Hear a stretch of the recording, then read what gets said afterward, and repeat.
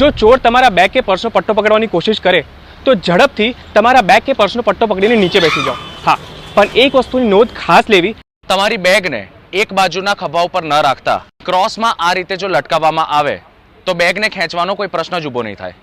હા, એવું પણ બની શકે કે એ ચોર ચાલુ વાહને આવીને તમારા પર્સનો કે તમારા બેગનો પટ્ટો ખેંચવાની કોશિશ કરે.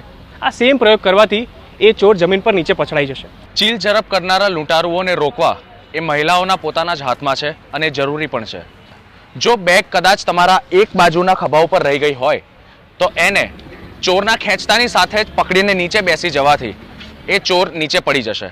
વડોદરા શહેરમાં પર્સ, બેગ વગેરે અમુક ગુનેગાર ગમે તે જગ્યાઓમાં બહેનો અને પુરુષો પાસે ખીચીને ભાગી જતા હોય એવા અટકાવવા માટે આ ફિલ્મ બનાવી છે અને તાત્કાલિક મોટી અવાજ કરવાથી પણ આજુબાજુના માણસો આપને મદદમાં આવી શકશે.